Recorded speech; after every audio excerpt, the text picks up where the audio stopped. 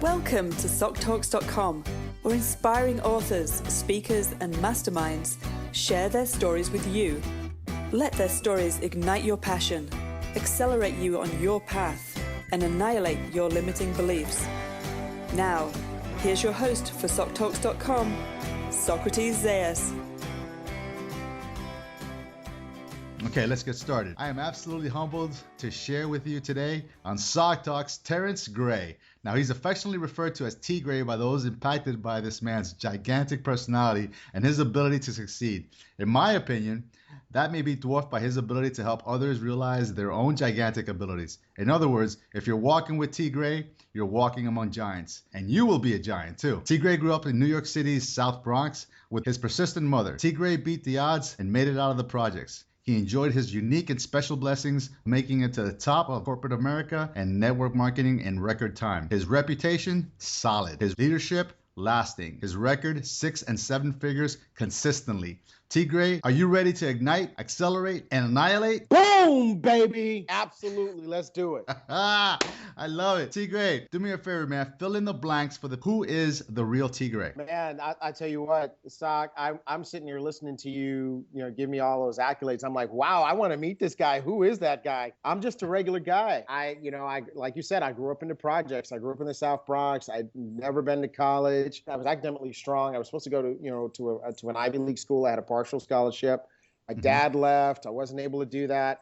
As a matter of fact, my first job, Soc, I started out as a secretary, Really? But I'm a hard-working, inquisitive guy. Whatever I get involved in, I'm engaged. I want to know about it.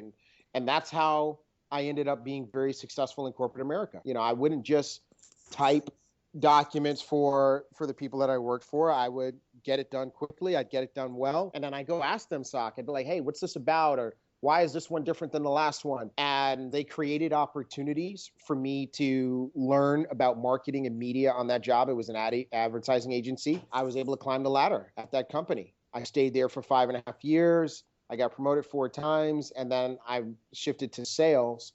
I went selling advertising for a major magazine, and then I got recruited to one of the hottest internet companies during the internet explosion. I was employee number 26. I ultimately became their vice president of business development, all because of curiosity and just a work ethic that I got from my dad and from my mom to always put my best into everything that I do. Well, you're living proof that the Socratic method does work. Absolutely. No pun intended, right, Socrates? You would be a fan of the Socratic method. Absolutely. As you know, Soc Talks is all about the guests' stories. Stories are what create rapport, and rapport is why people are moved into action. I'd love if we could jump into a time machine right now, just me and T.Gray, and go way back to when you first were introduced to multi-level marketing and network marketing. Would it be okay if you shared with us a failure story, a worst moment in your marketing experience? Okay, that's called my first 10 years in network marketing. How about that, right?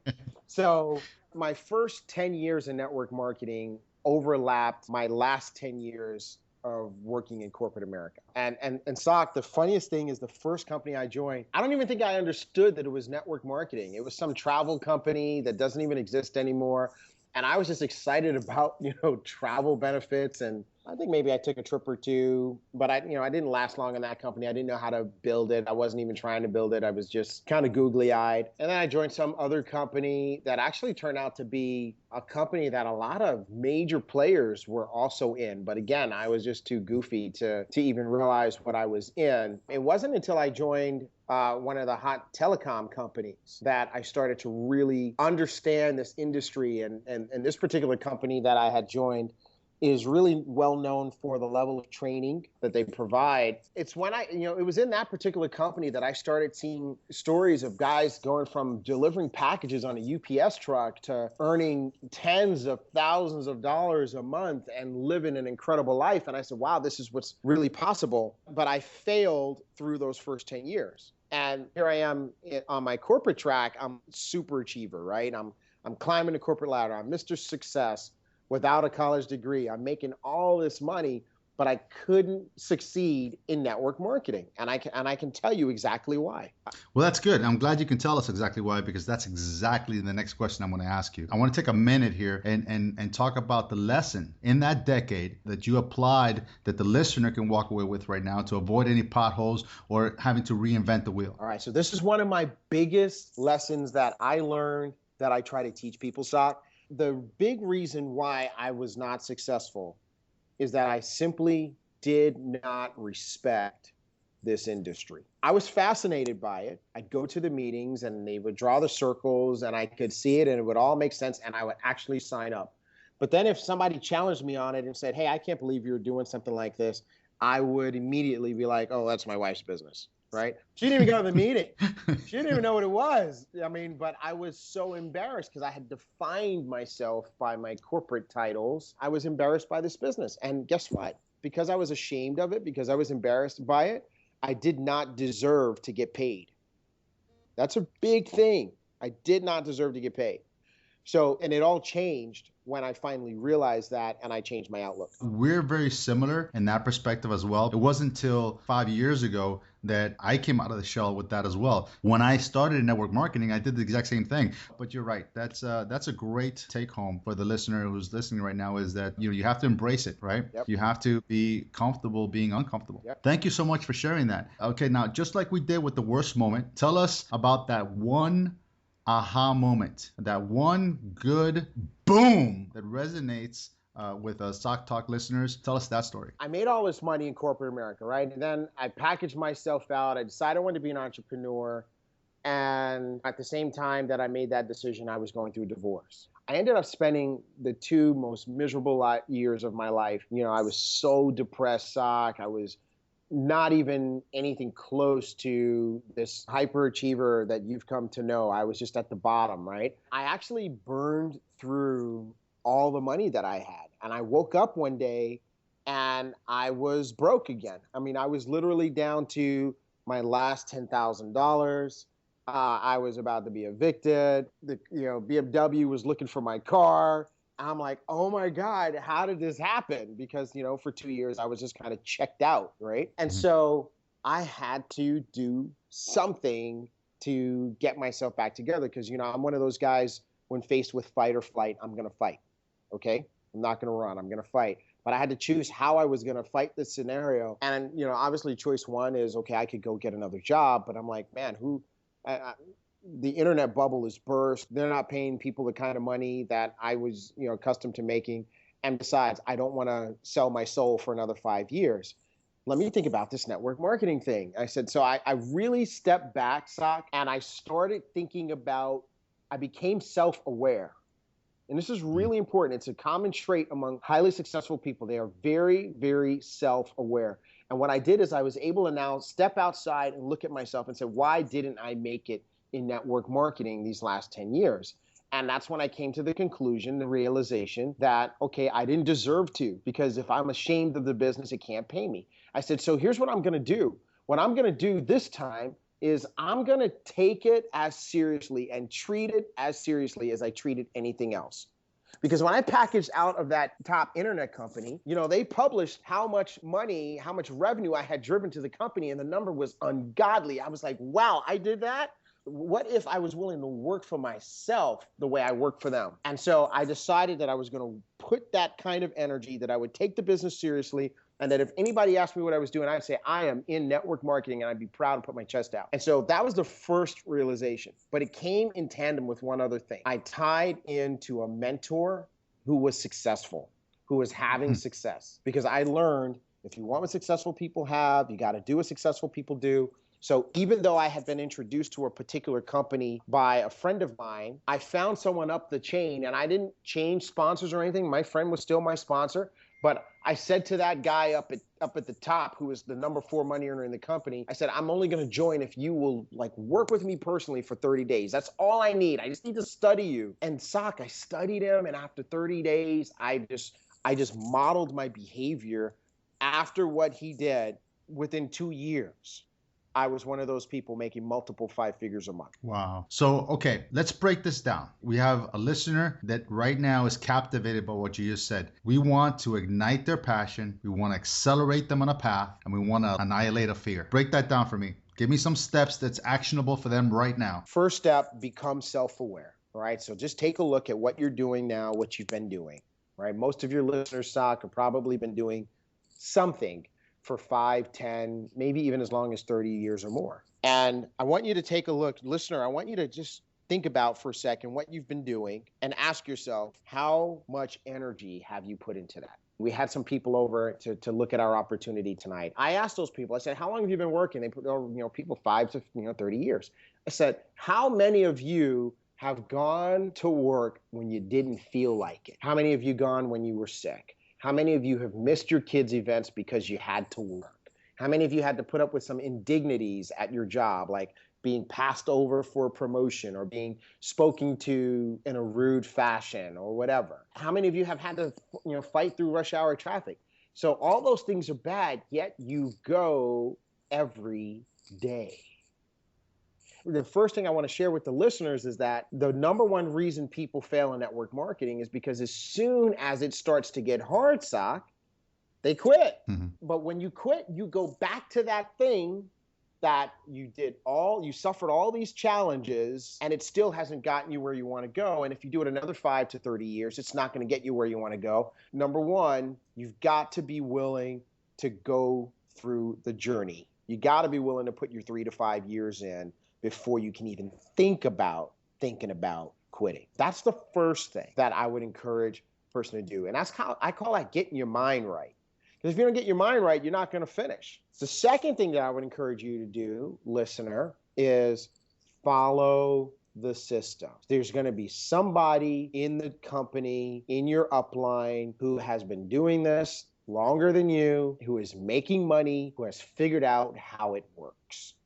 And I've seen person after person, Soc, come in, and because of their intuition, because of their experience, because of their education, you pick one, they smile and nod when you teach them the system, but then they don't do it. They don't actually follow it. So I want to challenge the folks to follow the system. It kind of reminds me of the first Star Wars movie. You remember that, Soc, when Luke Skywalker is trying to blow up the Death Star? Of course. Right? And so he's flying, and he's got all these fancy gadgets coming down over his eyes and off of his helmet and all this kind of stuff. And he's trying to line up the shot, and he misses using all this fancy equipment. And then the spirit of Obi-Wan Kenobi appears to him in his cockpit and says, what? Use the Force. Luke, use the Force. Use the Force, Luke. Right? So he takes off all that fancy stuff, and he just uses the Force, and he blows the thing up. He hits it dead on, right? And it's kind of like people, when they let all their education and, I've been in marketing, or, I think you should do it this way. That's kind of like all the stuff that was over Luke Skywalker's eyes. And here we are as leaders telling these guys, just forget all that and just follow the system. Amazing. I'm glad that you shared that with us. Okay, right now we're going into the fun part of the interview. We call it Soc Talks Showdown. But before we do that, ladies and gentlemen, T.Gray can be found on Facebook, YouTube, Instagram, and Twitter at T.Gray Wins. He has a personal website, www.terrencedgray.com. That's TERRENCE, as in Delta, Gray, as in Grey's Anatomy.com. Hey, we got to let everybody know that's GRAY, right? So I just got to let them know Mr. Gray will see you now. Okay, so we're into Soc Talk Showdown. All right, now, question number 1. Best advice you ever received? Best advice I ever received. Okay, well, we already gave one of them, which was follow the system. But you know what? I want to talk to the masses of people who are struggling financially because, at that point, remember I told you I was busted, man. I'd lost my money. The world was closing in on me. The lights were getting turned out. I didn't know where the food was going to come from. I was trying to take care of my family, and then it was just really bad. I'm literally crying on my millionaire mentor sofa, Soc. I'm just broke down. I'm a man of responsibility, and I'm trying to take care of my peeps, and it's not working. And here's the best advice he gave me. He said, I want you to think of all of your liabilities, your debts and the collections and all that stuff. I want you to think of that as if you are in a race and you're in the starter's block. And you're in the starter's block, and to the right of you in the next lane are all of your liabilities. And here's what I want you to do. Not outrun your liabilities, but I want you to out-earn your liabilities. He said, because all the things that are bothering you right now, if you were making 20 grand a month, it wouldn't bother you, would it? He said, no. He says, well, let's hurry up and get you to 20 grand a month. I love that. That's the boom. Yes, boom. Dude, it was the boom. Now, I got to be honest with you. I'm a human being. At first, I was mad at him because he didn't give me money. Right? But yes. I got over it, and I went to work, and every day it was like, dude, it was like somebody lit a fire under my tail. I worked, I mean, I could show you my old calendars. I would do like 50 or 60 presentations in a month because I had that image in my mind that I was running a race and I had to out-earn my liabilities. And you know what? I did. Question number 2. This is an easy one. First 80 minutes of your day, what do you do? First 80 minutes of my day. I have learned to protect the first 80 minutes of my day. The first thing about my first 80 minutes of my day is I don't talk to anyone. I don't talk to anybody. I get up. That's when I work out. I go to the gym. In my headphones is 90% of the time, it's something motivational. I'm either listening to an audiobook, I'm either watching my favorite mentors on YouTube, because I mean, YouTube is like, it's crazy. It's a new TV. It's like, it's success TV if you want it to be. All you have to do is subscribe to all of the great people. And when you wake up in the morning in what to watch, it will have a list literally of their latest posts. So you can watch these podcasts and videocasts and audiobooks and whatever, motivational videos. So I'll watch that. You know, if my workout requires it, I'll listen to some high energy music. But the key thing is I'm in my own head at that time. And if my phone rings, I will not answer it during the first 80 minutes of the day. The only people I'll talk to is my family, of course, if there's some sort of an emergency. But, you know, these days they like to sleep late because nobody's got a job around here. So I'm using that word intentionally, Sock. I protect the first 80 minutes of my day because that's when I get myself focused. That is a word from Yoda. I'm going to steal the Star Wars. Protect 80 minutes, will you? 80 minutes, protect it, you shall. Okay, your biggest strength. My biggest strength is being able to break concepts down into bite sizes and make them simple so that people can understand them. You know, what I've learned is that there are 3 reasons, Sock, why people who are able to do what they should do don't do what they should do. Reason number 1 is they don't know what to do. Reason number 2 is they don't know how to do it. Reason number 3 is they simply don't want to. And I am of the belief that people who pay their hard-earned money to get started in a business want to. So if they're not succeeding, it comes down to reason number 1 and number 2. They don't know what to do and they don't know how to do it. And the people who make the most money in this industry are the ones who become very, very good at showing people exactly what to do and showing them how to do it. How about the converse, your weakness, your greatest weakness? My greatest weakness, I'll tell you what my greatest weakness has been. My greatest weakness has been that I expect everybody to be like me. And I've had mentors trying to help me with this. And actually, now that I'm kind of getting older and getting a couple of gray hairs, I'm calming down a little bit. But, you know, I expect everybody to be as hungry as I am, as driven as I am, as disciplined as I am, as responsive as I am, as good of a communicator as I am. And you know what? People aren't. And so what I'm having to learn is to accept people where they are and to meet them where they are and to help them to, you know, to get where they need to be. And the last one, this is the one that we pride ourselves here at Sock Talks. Are you ready? I'm ready. So you wake up in an alternate universe. Everything that you had is gone. You have clothes on, but they're not familiar to you. You look in your back pocket, you have a wallet, you open it up, there's $500 cash. You look in your front pocket, you have a smartphone. It's almost like a laptop. It's got everything on it that's modern, but there's no names in it. There's no last calls on it. No contacts at all. What do you do? Well, first of all, I got a question for you. I'm not wearing a dress, am I? No. All right, good. Then we can work with this. Woo! I am being silly. Please, nobody be offended. Okay. So here's what I do. I love this question. I love this question. So the first thing that I do is, oh, by the way, am I already signed up in a company? No, you don't know anything. You wake up, the company you had is gone. Everything that you had is gone. But I've got 500 Fresh. bucks. Yeah, you got $500. Okay. And a cell phone that's like a laptop. And a cell phone. Cool, no problem. Number one, I'm gonna find a good company and I'm gonna sign up. All right. I'm gonna find a company that's hot, that's got momentum, that has products and services that absolutely everybody can understand. They don't need to, their brain doesn't have to hurt, and it has a compensation plan that is really aggressive and fair at the same time. Then I don't know anybody, so I've got to build a team. But this is not going to be hard because I'm just going to go out every day and I'm going to meet people. And I have this concept that I teach people called make a friend, get a phone number. One of the reasons it's so hard, Sock, for people to go out and meet people is because they feel like they have to go recruit people. We didn't say recruit people, we just said meet people, right? So I'm going to go out and I'm going to start conversations with people. I'm going to meet them. I'm going to create an exchange. Hey, here's my number, what's yours? And then I'm going to follow up with those folks and say, hey, you know what? I'm expanding this business in this area. It would be great if you would take a look at it, whatever, blah, blah, blah. And I'm going to create my contact list. Now, watch this. You ready for this, Sock? Mm-hmm. I've got nothing. I got $500. So guess what I have? I have an incredible sense of urgency. So I'm going to meet. I'm going to get up early. I'm going to be out the door by 8, 9 o'clock. I'm not coming back till 8, 9 o'clock at night.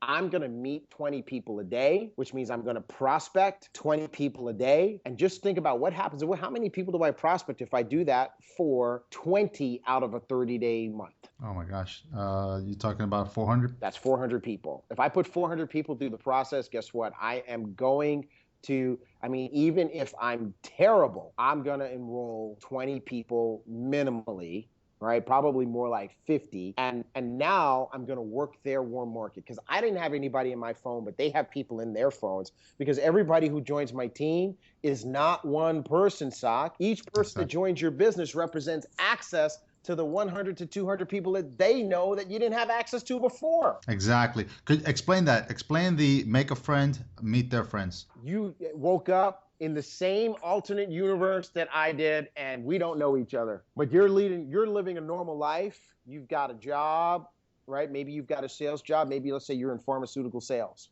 Okay. I'm the guy who's still in that scenario that you painted. I got the $500 and a smartphone and I'm wearing a dress or whatever you said, right? So I meet you in Starbucks, let's say. You're in Starbucks, you're trying to buy coffee to go see some of your doctors, but you're wearing a sharp suit because guess what? Pharmaceutical sales reps dress nice. So I meet you there and I say, hey, excuse me for invading your space, but dude, you're really sharp. That's a great suit. What do you do that you get to wear such good suits?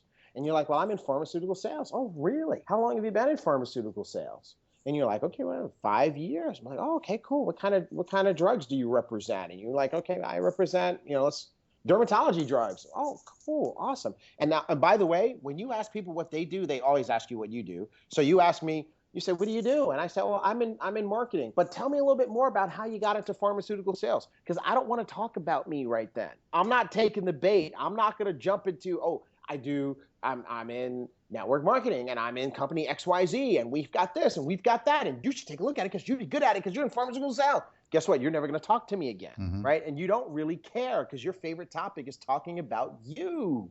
So even though you ask me, what do? I know you don't really care because you're just being polite. So I just say, hey, I'm in marketing. And I turn it back to you with a question. I'm in marketing. How did you decide to be in pharmaceutical sales? How's it going? I heard pharmaceutical sales reps make a fortune. Are you killing it? I'm doing okay. By the way, anytime you compliment someone's profession, they will put it down themselves. So you're like, oh, okay. I said, well, I tell you what, I know you're trying to get to your next appointment. I just had to compliment you, brother. Hey, listen, I'm new in the area. And I just really like to make sure that I stay in contact with positive and professional people. So why don't we exchange information? All right, here's my phone number. What's yours? Because people like to reciprocate. I don't ask you for your phone number. I offer mine first, and then I ask you for yours because you like to give back. So you give me your business card. Your business card has your office phone number on it. It doesn't have your cell phone number on it. So I say, hey, well, I tell you what. Oh, is this your office number? You say, yeah. I say, well, I'll tell you what. If I wanted to contact you outside of your home and outside of your work, what would be the best number? You go, oh, my cell phone number. Here it is. So now I got your cell phone number without asking you for it directly. And I say, great. Well, I tell you what, guy, let's stay in touch. Knock them dead this afternoon. and I let you go. This conversation took 5 minutes less. Now, I made a friend and I got your phone number. See how that worked? Absolutely. Now, what do I do next? I call you that afternoon, or I call you the next day at the latest, because within 24 hours, you forgot me. So when I call you up, it kind of goes like this. It goes, hey, Socrates, this is T.Gray. We met in Starbucks. Remember, I'm the guy who complimented you on your suit. Yeah, T.Gray, good to meet you. It was great meeting you. It was great meeting you too. Hey, listen, man, I'm so sorry. I forgot to mention something to you while we were talking in Starbucks. Really, what's that? Well, I'm working with a group of positive and professional people. We are expanding a hot company into this marketplace, and it represents a serious money opportunity for professional people who still have room in their bank accounts for some more money. You fit that description? Well, yeah, man, I've always got room for more money. Okay, great. Well, I tell you what, I'm not sure if this is for you or not, but there's only one way to find out. You got to take a look at it. All right. If it makes sense for you, fantastic. If not, you can point me in the direction of some people that it might make sense for. Well, sure, cool. Well, what time can we meet back at that Starbucks? Or I've got a conference call going on tonight. Maybe you can jump on and listen. Or I've got a webinar coming on, tonight. Maybe you can get on and listen. Or I've got some videos I could send you. If I send you these videos, would you watch them? Whatever. But first I made a friend and got a phone number. And then based on the rapport that we developed, now I call to prospect you. 2 separate occasions. Mm-hmm. Thank you. My pleasure. Ladies and gentlemen, Terrence D. Gray. Thank you for listening to Socrates Zayas on Soc Talks. Please visit us at SocTalks.com for a chance to win a $50 gift card. And don't forget to subscribe, rate, and review this podcast. Give us a great review, and Socrates will give you a personal shout out on the very next show. Boom.